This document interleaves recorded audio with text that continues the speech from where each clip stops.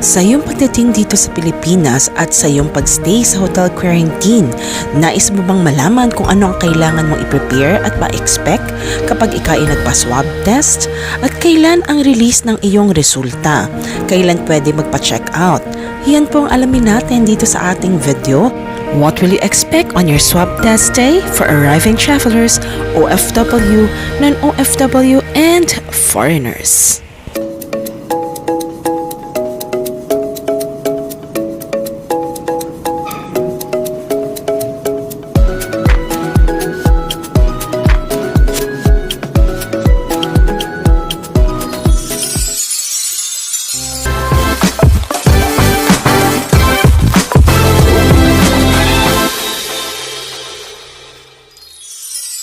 Hi everyone and welcome to my channel. So this is day 7 of my quarantine here sa hotel facility in Clark, Pampanga. I am in Sinya Hotel. So what's so significant about day 7? Ang day 7 po kasi is this is the time that we will be swabbed. Ayan po. I will have to get my swab test by today, although I'm fully vaccinated na po. So, looking forward po and praying na negative result. I feel healthy naman po and at the same time, hindi ako lumalabas talaga. So, looking forward that I'll get that negative result. And, what else? Aside from that po, kung kayo naman po, you will be coming from a green country that the Philippines is considering, then therefore, here is what you can expect from the updated Green Country List from November 16 to 30, 2021 based from the IATF. Hi mga kabayan at mga kaibigan, kung kayo po ay manggagaling dito sa Green Country Updated List, ginawan ko po kayo ng summary o gabay so that at least you know what you need to take into consideration once you are in the hotel quarantine at para po sa inyong swab test. Tingnan po natin ito. Who needs to be swab tested in the hotel quarantine? Kung kayo po'y manggagaling sa Green Country Updated List, whether OFW kayo, non-OFW, and foreigners, please take a look at this guide. So I created this guide and we will take a look at sino, who, kailan, when, and at the same time the number of hotel days that you need to book, and of course estimated release of the swab test result.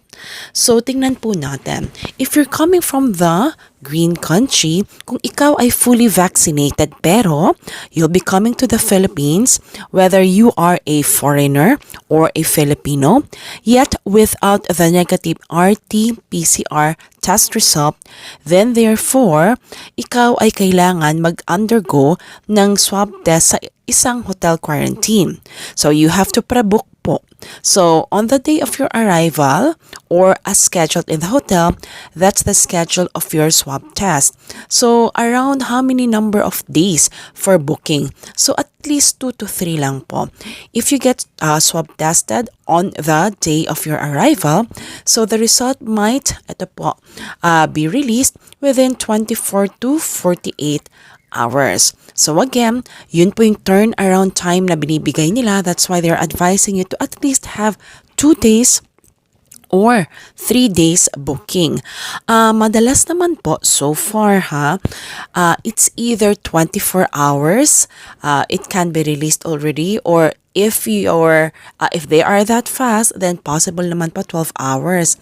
Sa akin po actually, it took around 25 hours bago po na-release yung resulta, but dun sa ibang mga OFW at non-OFWs that I actually have talked to, ay umabot naman po sa kanila ng mga less than 24 hours, yung iba nga 12 hours lang po. But again, it's not a guarantee because it varies from sino ba yung provider mo ng swab test, and at the same time kung gaano siguro kayo kadami na sinwab test for that day. But anyway, yun po yung kanilang turnaround time, so you know what you need to expect.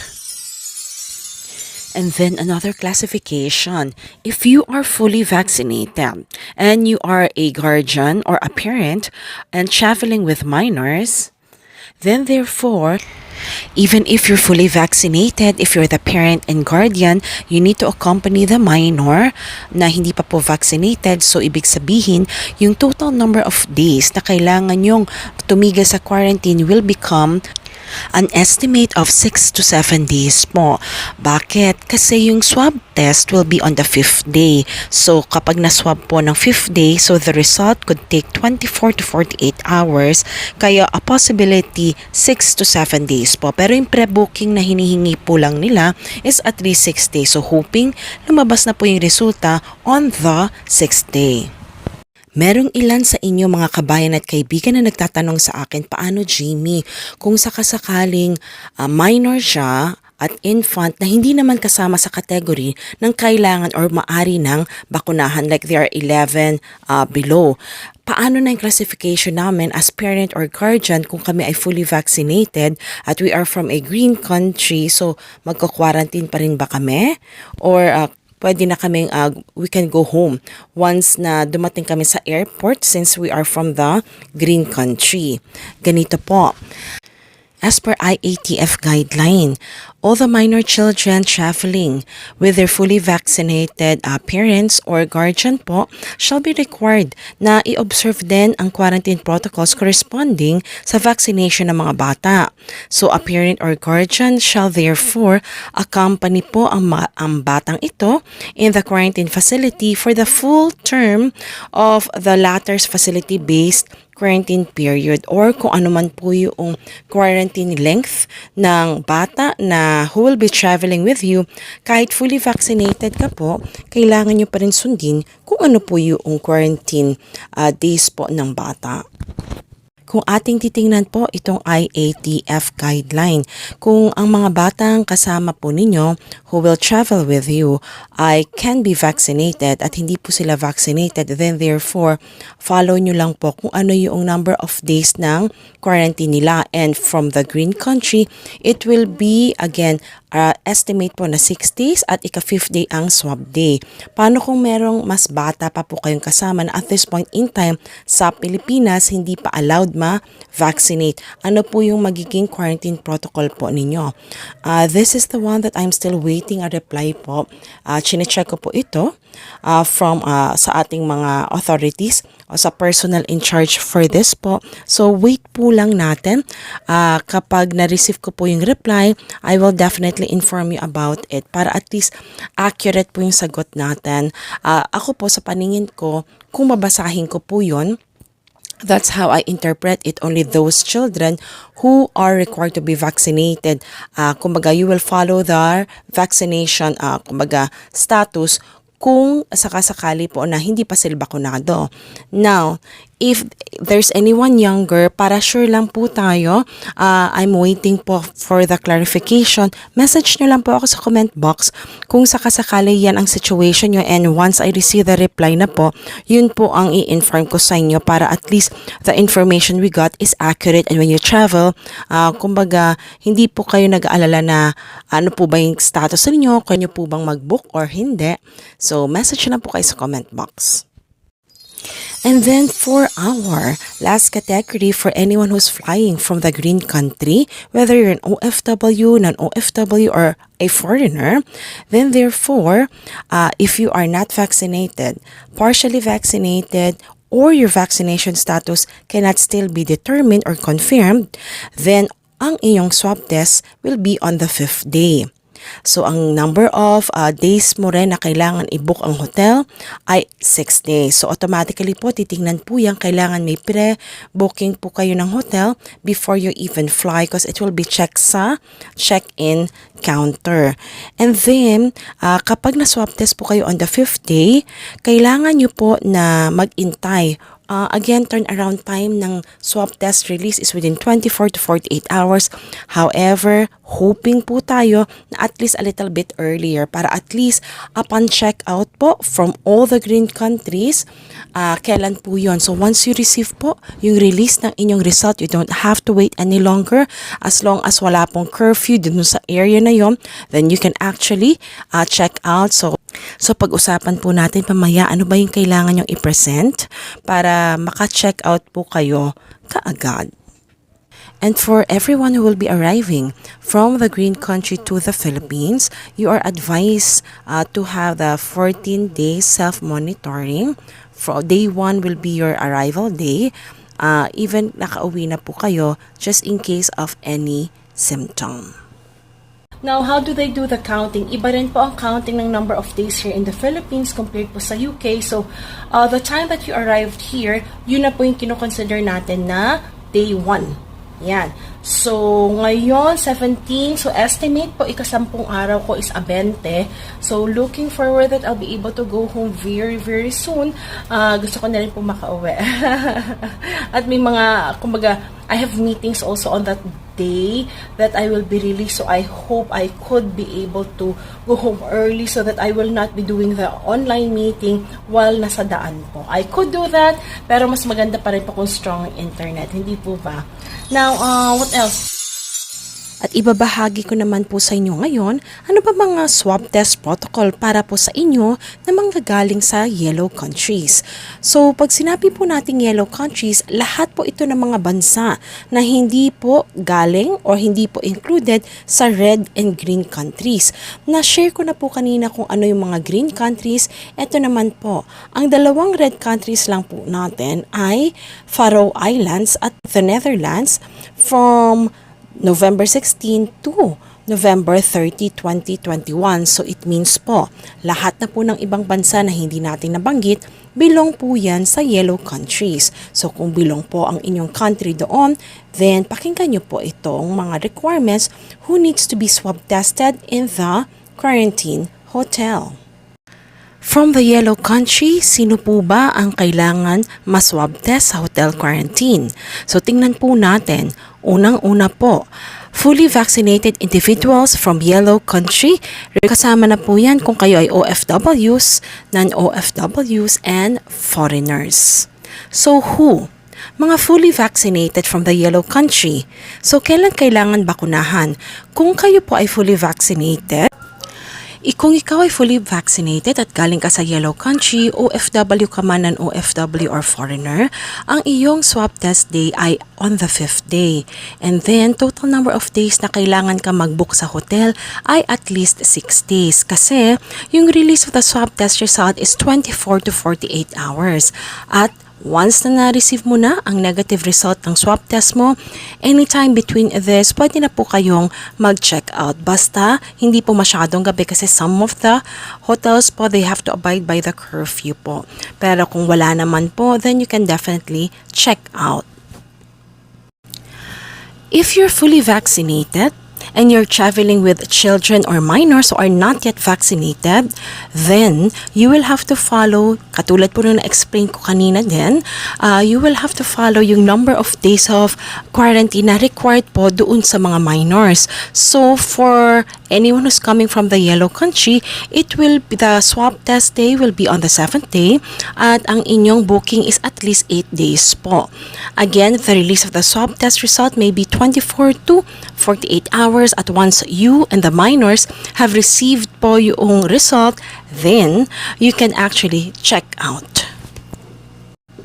And for the last classification that we have for the yellow country, OFWs, non-OFWs, and foreigners, if you're non-vaccinated, partially vaccinated, or your vaccination status cannot be confirmed, then your swab test day will be on the 7th day. At same din po, ang inyong pre-booking requirement is at least 8 days po, and then the release of the swab test will be 24 to 48 hours. Like what I explained po earlier, so yung 24 to 48 hours, turnaround time po nila yon. So it means that maari naman po makuha niyo yung swab test result a bit earlier, pero wala lang po talaga mag-guarantee na time. So ang advice ko lang po sa inyo, please check your email from time to time, like nakalipas na po ang 12 hours, check nyo lang po baka meron na pong pumasok o may resulta na, kasi once you receive that, pwede na po kayo mag-check out. Explain ko po in a little while ano po yung mga kailangan ninyong i-prepare once you receive the negative result po ng inyong swab test.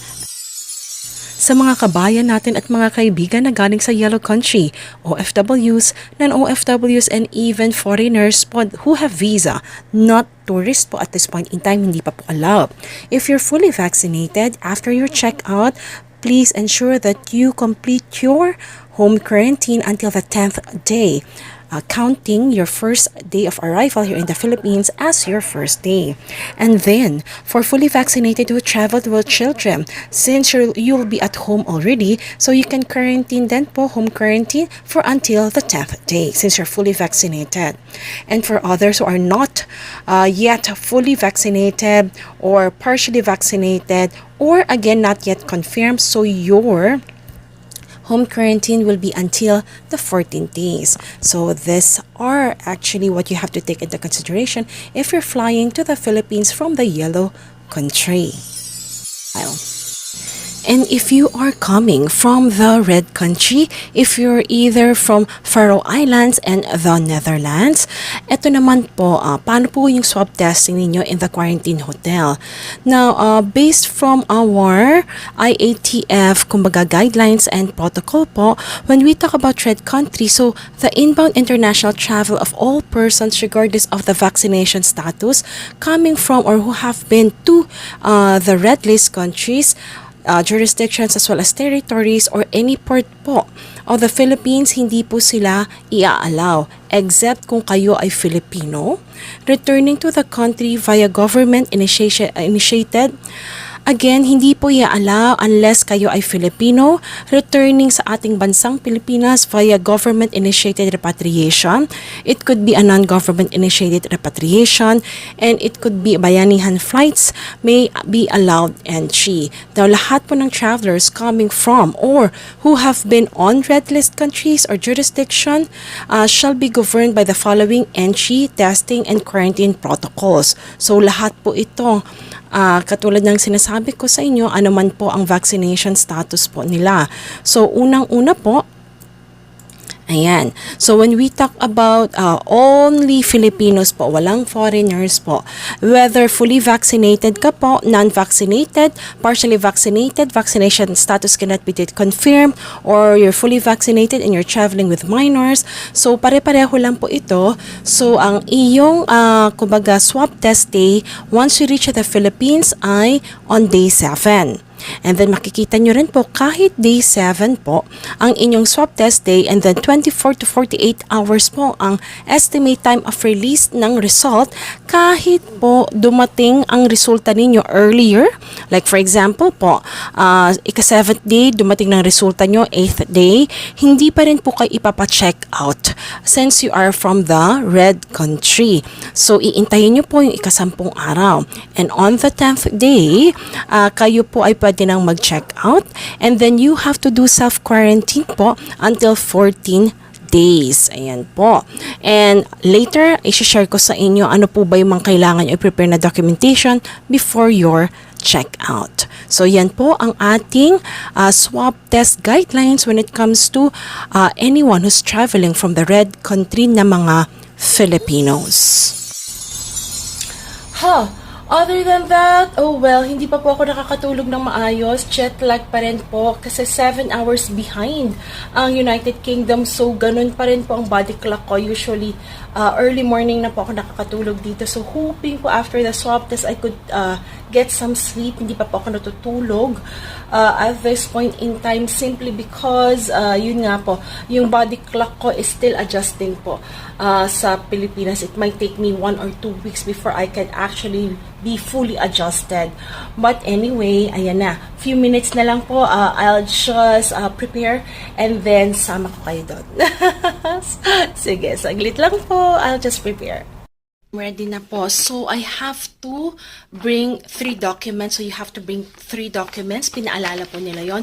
Number 1 is your Red Cross ECIF. So, yun na po. Na-screenshot ko siya dito sa phone na to. And then, yung CIF na version number 9. So, kasama din po and passport. So, andito na po siya sa bag ko. So, I'm ready. So, let's go na po. It's 9 o'clock already. So, come with me. May iba't ibang arrival requirements po for each airport kung saan po tayo lalapag. Halimbawa po, para sa ECIF na kailangan nyo ikumpleto, para sa inyong swab test, OFWs and OFWs and foreigners, whether you're from green, yellow, or red countries, ito po yung summary for Clark Airport na iya Terminal 1 to Terminal 3 at Mactan, Cebu Airport. May pagkakaiba po siya. Para po sa OFW, so kung kayo ay dadating sa Clark Airport, ang kailangan nyo po gawin ay mag-register at least 3 days before po kayo umalis o mag-depart sa inyong port of origin sa Red Cross ECIF or tinatawag natin ngayong bagong i-labs.ai. However, kung kayo OFW at dadating po kayo sa NAIA, Terminal 1 to Terminal 3, depende po ito. So yung mga nakausap ko po na lumapag po sa NAIA Terminal 1 to Terminal 3, sila po ay mga seafarer at sila po ay pinag-complete ng firstaid.ph through firstaid.ph. Mga OFW yung kakilala ko po pinag-complete ng firstaid.ph. Ang flight po nila ay PAL. Meron din naman pong iba, pinakompleto lang po ng One Health Pass. Ngayon, para clear po tayo at no kumbaga challenges or maging concern pagdating nyo sa airport, please verify na lang po sa airlines ninyo. Paki-check lang po sa kanila kung anong klaseng ECIF ang nais nilang kumpletuhin po ninyo. And then for Mactan, Cebu International Airport, ang mga OFWs po, ang kukumpletuhin nyo ay ang MCIA online registration form. Recommended nila at least 5 days before your flight. At pagkatapos po nito, makaka-receive kayo ng travel reference number and barcode. So yan po yung gagamitin para sa swab test.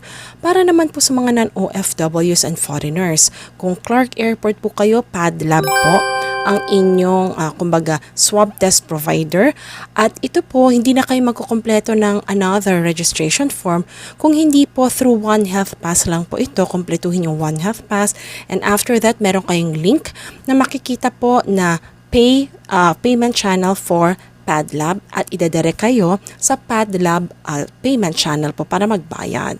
Kung sakaling hindi mag-work, kasi sometimes po nag-error, maaari naman nyo piliin po yung payment sa cashier pagdating nyo sa airport.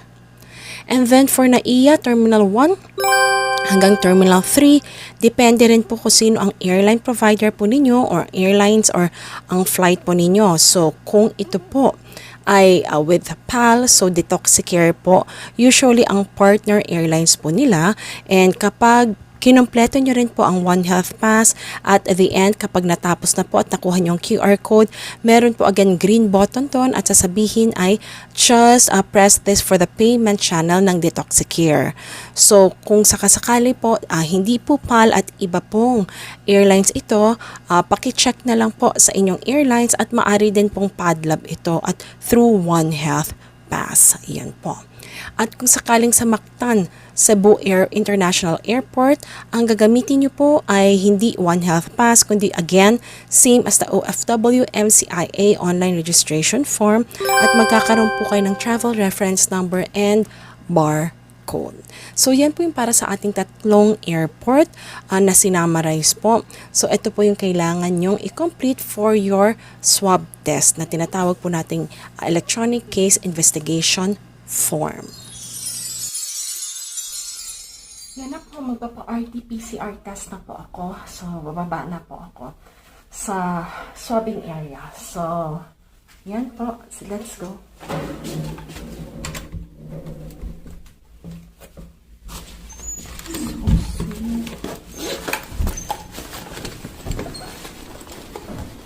Hello po. Okay, saan po yung 4? Fourth floor po. Elevator? Oo, papasok. Saan ang elevator? Yung dito mong banda. Dito? Pwede rin gamitin yung kabila. Pero floor lang po. Okay. Salamat.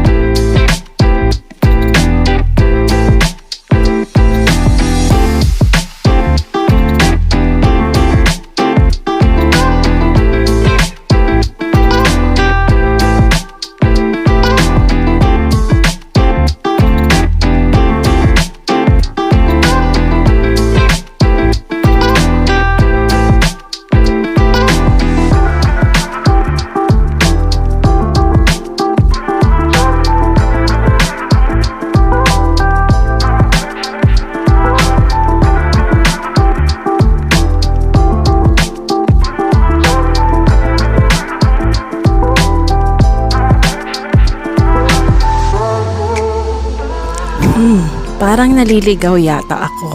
Nasaan naman yung swab testing area? Sabi daw this way. Teka. I hope malapit na. Ayun, parang nakikita ko na. Ay, sa wakas nakita ko na ang swabbing area. So make sure po na alam nyo yung direction towards your swabbing area para at least you can go directly there. Now that I'm here sa swab testing area, 9:20 po ang swab test call time namin. Pero pagdating ko doon, puro lang kami ng mga magpapaswab. Wala pa pong medical representatives in the area. Only us travelers. So I took my place na akala ko maaga ako. Pero may mga mas maaga pa rin po sa akin. Pero marami pa rin po ang padating. So but I'm glad to see na may social distancing kahit po yung mga upuan po namin. So ayan, sige po. After a few more minutes, ayan, around 9:40 a.m., the medical team finally arrived. So I'm so happy kasi po ayoko na talagang tumigil talaga outside po ng hotel room po as much as possible. Gusto ko po makabalik na. So ayan na po, ayan na, we are preparing. Bago po magsimula ang swab testing, pinahanda po nila yung CIF version 9 na dapat completed na. So sa akin naman po, completed na. So I'm happy. I have my passport. Ganun din po yung QR code ko. So I'm prepared na po. Mga kabayan at kaibigan, ganito ang gawin nyo. The day before pa lang po ng swab test ninyo, confirm nyo na kung kaya OFW, tawag na po kayo sa OWA representative ninyo na naka-stay din sa hotel.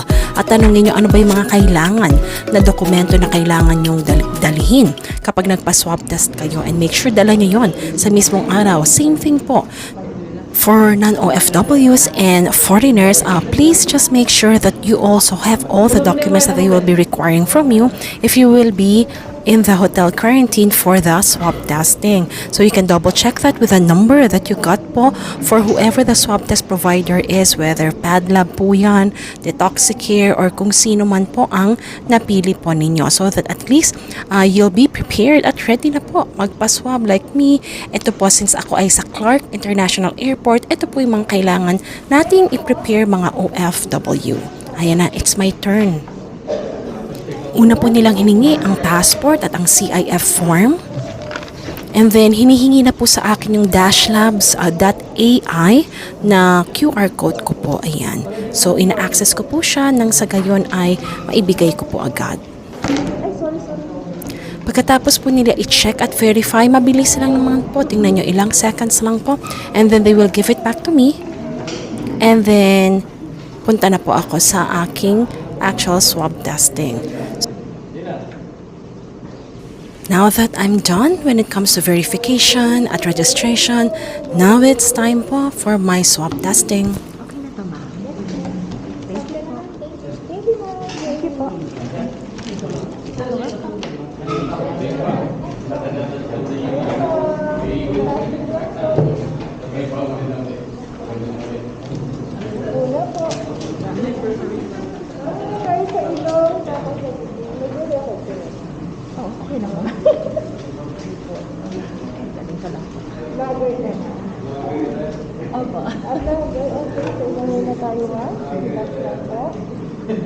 Nga malalim lang.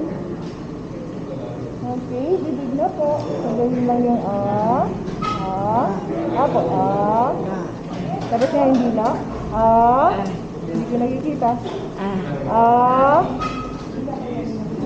Okay na ba?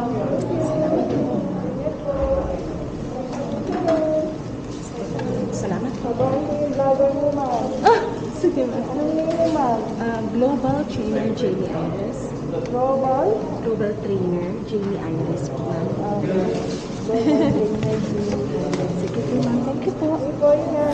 Finally, tapos na ang aking swab test. All I have to do is just wait for the result. I'm so thankful. Napakabait naman po yung mga nag-asikaso ng aking swab test. Hindi po ako nasaktan at talagang they will guide you accordingly. Ang tip ko din po para sa inyo ay just make sure na once you sit down on the chair, kailangan po medyo slant nyo po, mag-slouch kayo ng konti at tilt nyo mabuti yung head nyo para hindi masakit ang pagkuha sa inyo ng specimen, lalo na kung ito ay galing sa ilong. Ngayon po, pabalik na po ako sa aking room. Bawal po kasi talagang gumala. From swab test area, diretso na agad, balik na sa hotel room. Napakaganda naman po ng kapaligiran kung inyong makikita, pero diretso sa room.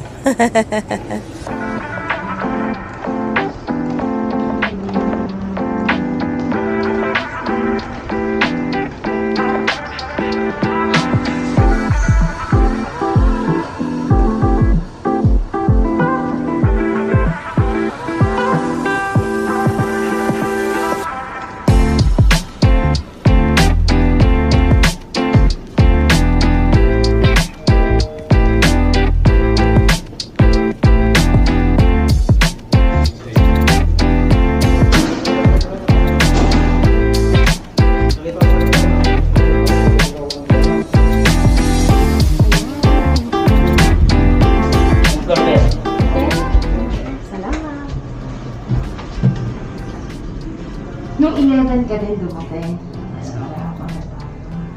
Land-based, sea-based? Land-based. Land. Saudi. Oh, Saudi. Oh, dati akong UAE, pero ngayon si Faker na.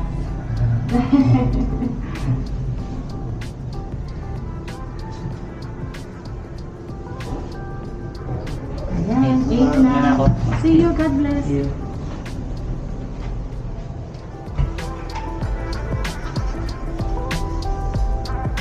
Ang masasabi ko po sa aking swab test day to day, ayos naman po. Siguro medyo may konting minuto po kaming naghintay from the time na sinabi sa amin bago mag-start po yung swab test day. Kaya medyo nakakainip lang po noong una. Pero noong nagsimula na po, tuloy-tuloy naman po at mabilis. Kaya okay na din po. Para po sa akin kasi for safety, the faster I can go back to the hotel room, the better po. Medyo hindi po ako ganun ka-familiar din doon sa aking floor area kasi hindi po talaga ako nakakalabas since of course nung day 1. Pero okay lang po. Medyo dark dito sa area to but may quite clean naman po. So I am on the 10th floor. And then yan, malapit na po ang aking room. Ayan, medyo mahabang lakarin lang po. But the view is quite great din naman po. Ang mahalaga naman is you could reach to your room at lahat naman are abiding sa quarantine protocol. Kasi if hindi, meron pong penalties. Yay! I'm back in my room. And balik na natin. Yun. Ay, salamat. Okay, wait. Whew. Praise God. Tapos na po ang aking swab testing. So, looking forward po. Negative yung resulta. Pinagpipray. I feel okay po. I don't feel anything bad. So, I'm looking forward po na negative yung result. Praying. By tomorrow daw po, makikita na namin. Mababait naman po sila. So, I'm just so very thankful din na ayun, mababait po sila na nag-swab. And, ayan, di pa po ako natutulog. So, I really look forward na makatulog. UK time pa po kasi ako yung katawan ko. So, pag alas 7 dito ng umaga, alas 12 pa lang doon. So, nakakatulog ako usually 8 dito. But anyway, so, looking forward po. Let's discuss ano po ba yung nangyari kanina at bakit po madali sa akin na hindi pa ako nasaktan. Siguro yung sa lalamunan, yun lang yung parang nahirapan ako Pero yung sa ilong, walang problema po kasi ang technique na ginawa ko po, umupo po ako, tapos I slanted, slouch a bit, and sinlant ko na yung ulo ko para at least hindi against dun sa pagkuha, kaya hindi naman po masakit yung yung pagkuha nung specimen sa ilong ko. Yan. Sa lalamunan, okay din, hindi naman sobrang ganun kalalang. Kaya lang nga, it took me time then. But, yung nakita naman po ninyo. And, sige po, balitaan ko kayo about it. If this video had helped you, please click like at mga kabayan at kaibigan, inaanyayahan ko po kayo na please subscribe to my channel so that you'll get updated with the latest information about travel. With that everyone, thank you so much for watching.